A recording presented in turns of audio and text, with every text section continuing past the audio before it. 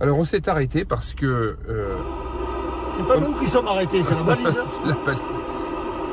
On n'a plus de signal. Comme vous pouvez l'entendre, on n'a plus de signal.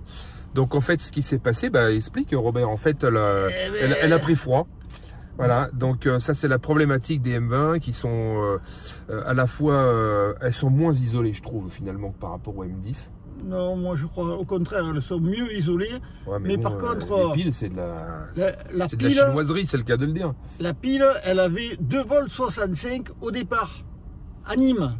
Ouais. Donc déjà, c'était pas 3 volts. Ouais. Bon, alors c'est cette tension qui nous a manqué pour pas qu'elle s'arrête. En plus, quand elle descend, elle prend froid la pile. Voilà. Là-haut, il fait moins 40, moins 60.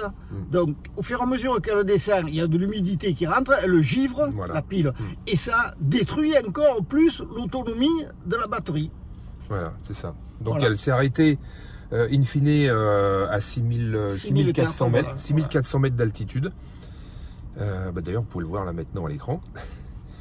Et résultat des courses, on n'a pas de dernier point. Donc, vous voyez comme quoi les balises, les radiosondes M20 de nuit, c'est pas si évident que ça, hein, parce qu'avec 2 fois moins de puissance qu'une M10, c'est pas le top pour pouvoir les retrouver. Donc finalement, elle a continué de descendre. Hein.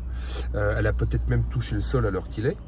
Mais la problématique, c'est qu'elle ne transmet plus. Donc on peut même pas faire de chasse bio.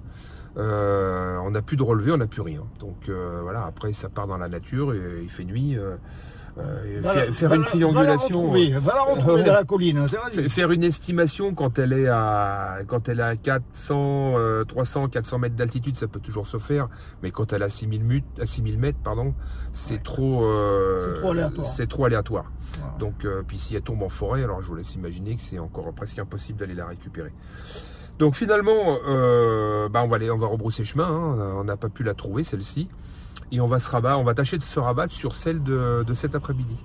Ah ouais. Voilà, celle de cet après-midi, elle est un petit peu plus dans le nord, mais bon, comme il va faire beau et un petit peu plus chaud dans la journée, avec un peu de chance, la pile devrait tenir le coup jusqu'à son point d'impact. Ouais. Donc voilà, c'est peine perdue, mais c'est des choses qui arrivent. Donc c'est surtout, là je m'adresse aux différents chasseurs, en France, c'est surtout pour vous mettre en conscience que ces nouvelles sondes de série M20, pour nous chasseurs, c'est pas terrible. C'est pas le top. Hein. C'est pas le top. Hein. Les M10 sont vraiment mieux pour ça. Elles tiennent au moins une douzaine d'heures. Que les M20, le fait de mettre 2 fois moins de tension, c'est pas super. Alors pour Météo France, ça change pas grand chose finalement, puisque eux ils ont besoin de décoder jusqu'à 15 000 mètres d'altitude, et ce qui se passe après, ça les regarde plus vraiment, quoi. Mais c'est pour nous, c'est pas facile. Ils polluent.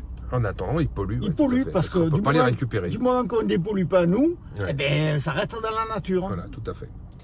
Voilà, donc on va essayer de se rabattre sur celle de cet après-midi. Donc, on vous dit à tout à l'heure. Allez, 73.